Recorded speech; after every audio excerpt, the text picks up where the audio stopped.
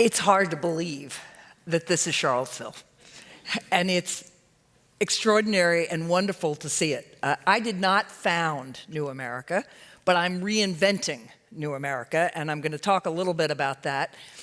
One of the things we are doing is building a network of national renewal.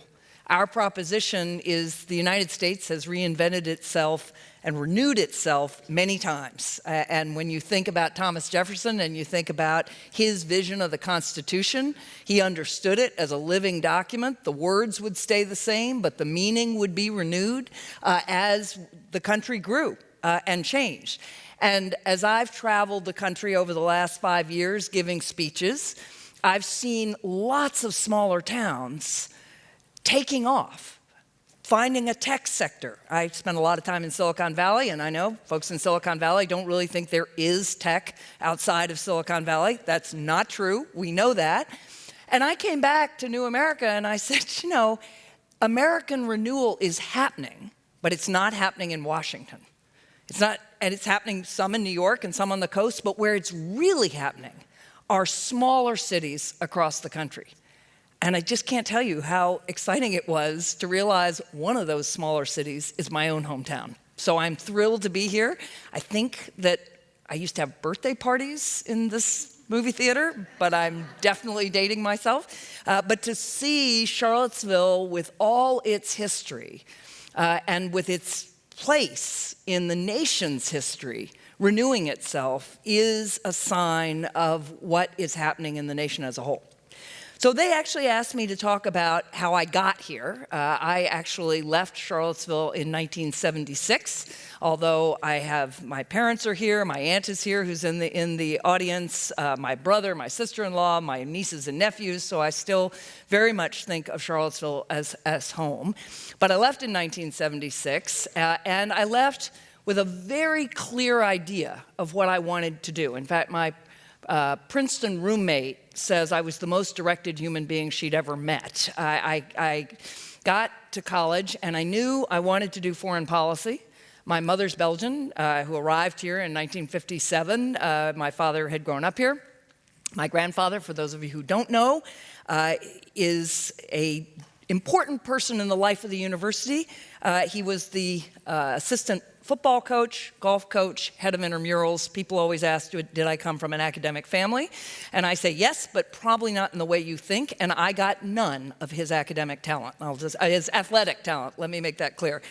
But I wanted to do foreign policy, and I'd already decided that the way you did foreign policy was you went to law school, and then you went to a big firm in New York, and then you connected to a partner who would go in and out of government, the in and out of government model, as an assistant secretary of state or an undersecretary of state.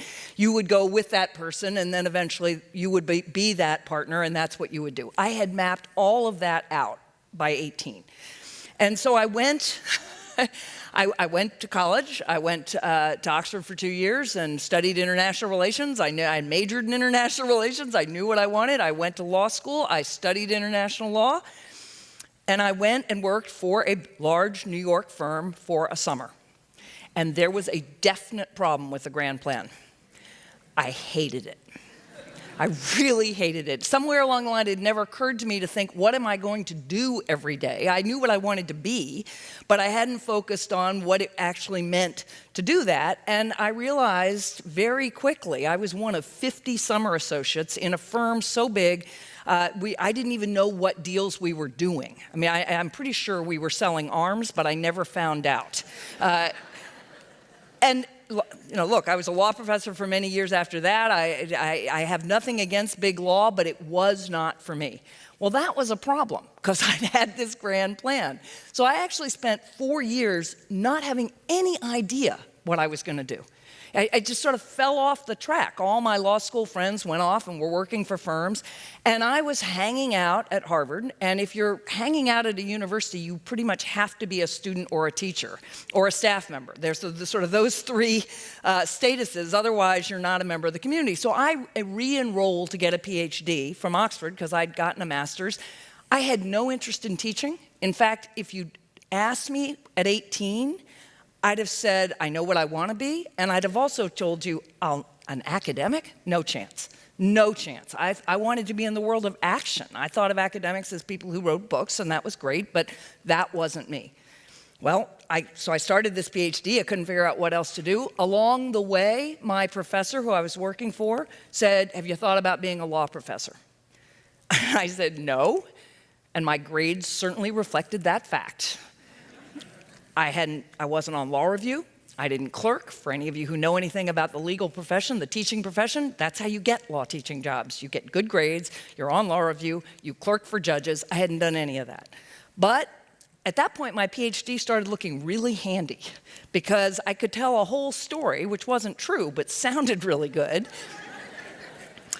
You know, I want to teach international law and international relations are connected disciplines, and interdisciplinary work is the future. I had a great pattern for my job talk. It wasn't true, but it did work, and I got a law teaching job. So I taught for 12 years and loved it. Again, didn't expect to, but really loved it.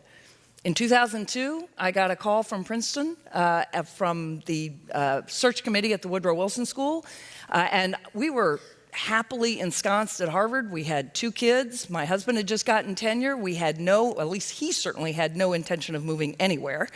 And I wasn't looking for a job as a dean. It never dawned on me to think about being a dean of a public policy school. And certainly, you know, Princeton had been where I was an undergraduate. It never occurred to me that I might want to go back there. But Princeton had just appointed its first woman president. And I told the search committee that I wouldn't rule out being considered, mostly because I wanted to go and meet her. And I wanted to just tell her how proud I was that she was the first woman president and that she could do, I thought, extraordinary things with a great university. So I went, I met with her. She was pretty cool. Princeton, when you were a young person, looked a little small. When you were the parent of 2 preschool kids and they had a great public school system, started to look really different.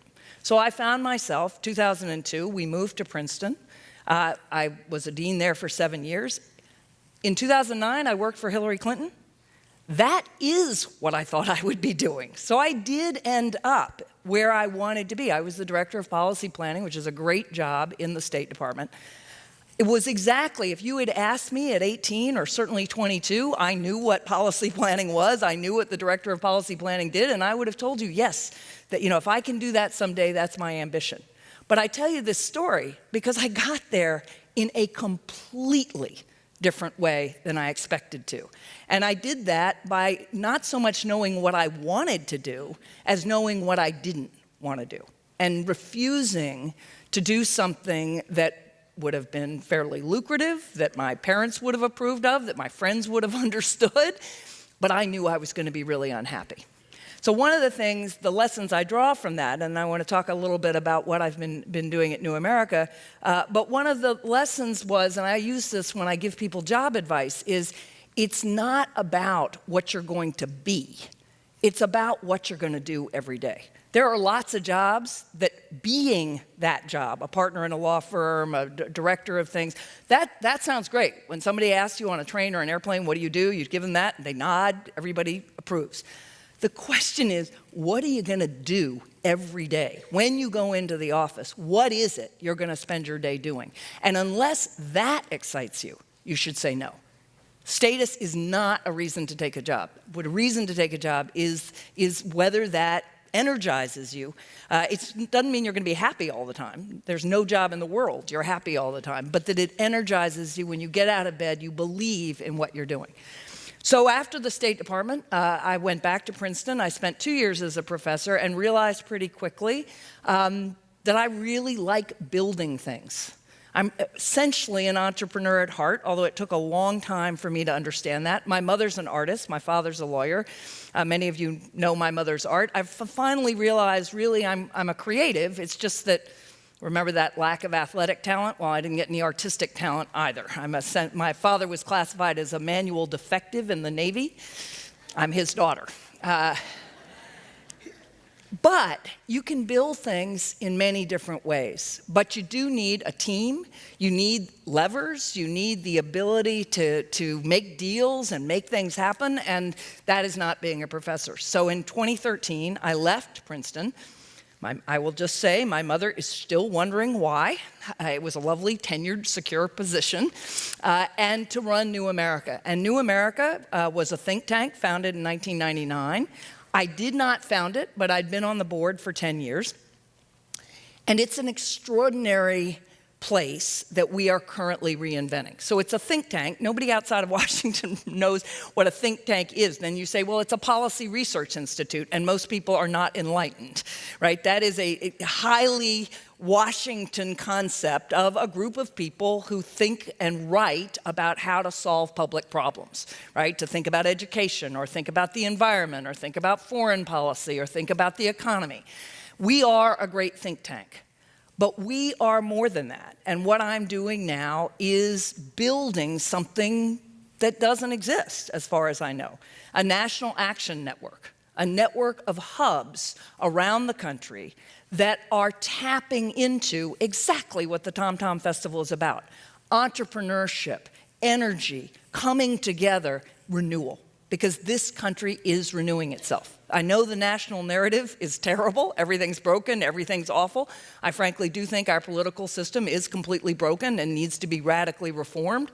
But if you do bottom up, and think about Thomas Jefferson, right? Thomas Jefferson was all about bottom up. Or think about Louis Brandeis 100 years ago, where the states and cities were the laboratories of democracy. That's where we are today. That's where the new ideas, the new approaches, the new ways of solving problems are coming about.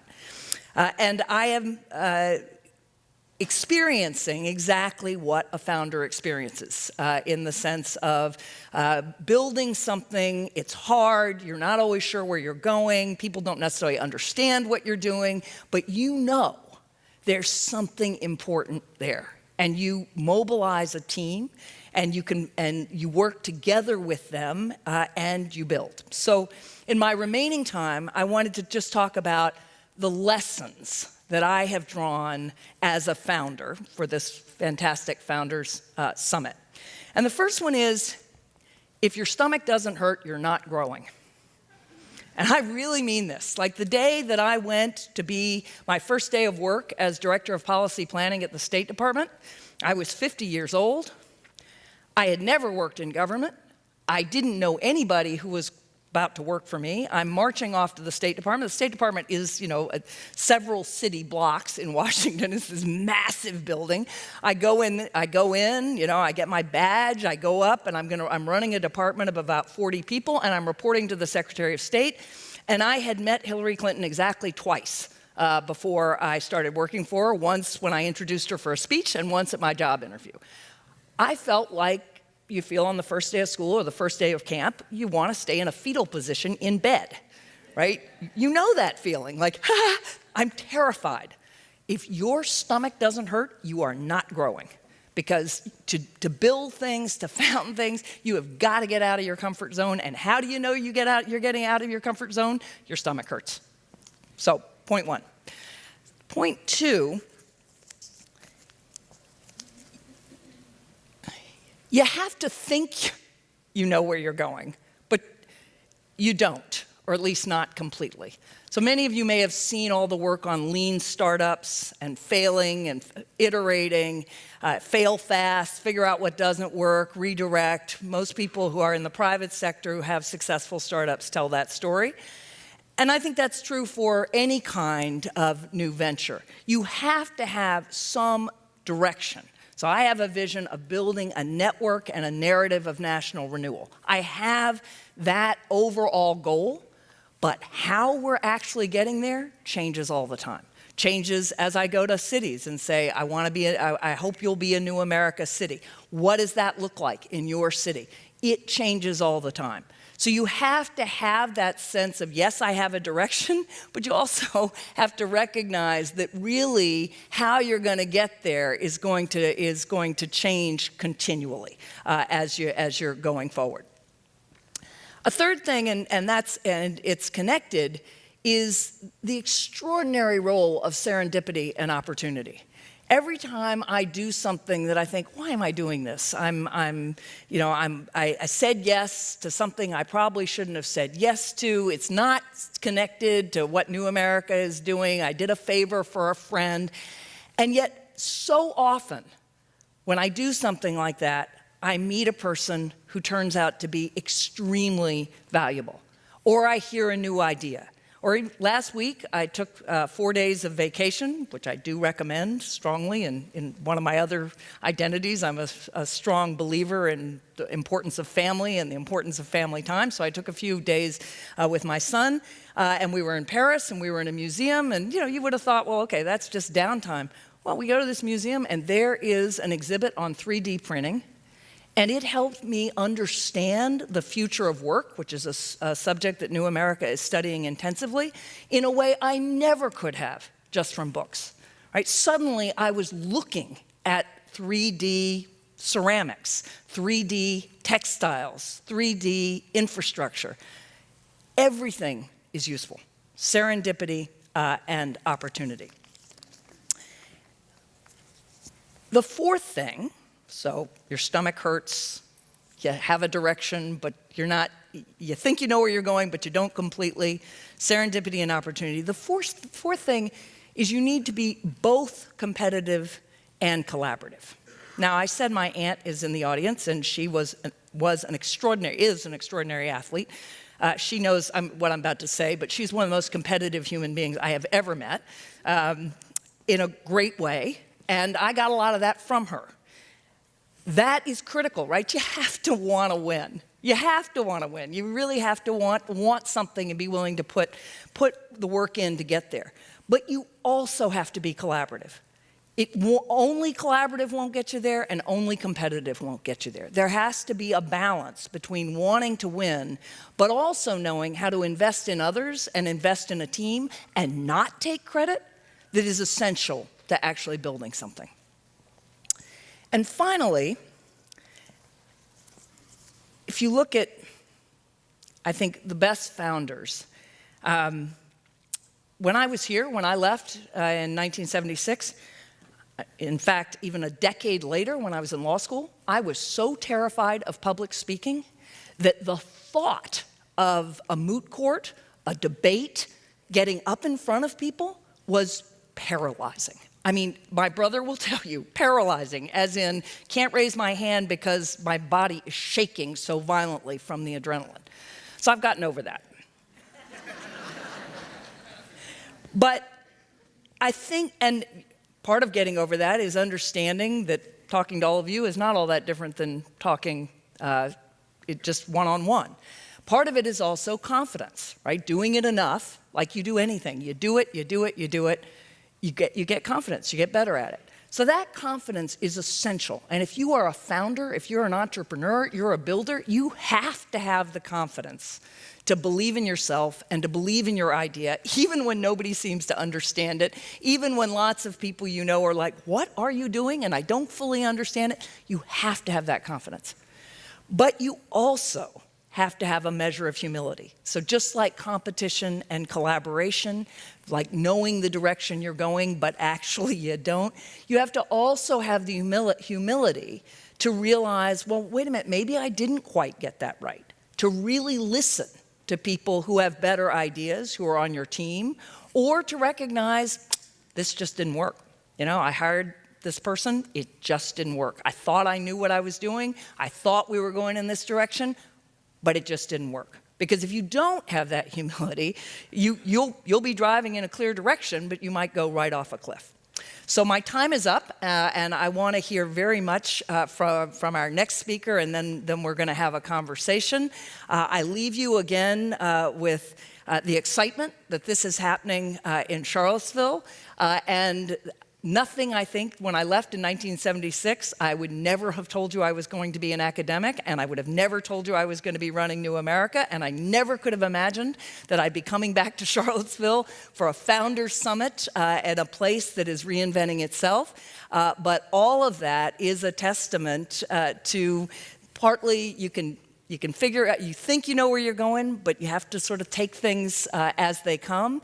And in many ways, sometimes the very best stuff is right under your nose. Thank you very much.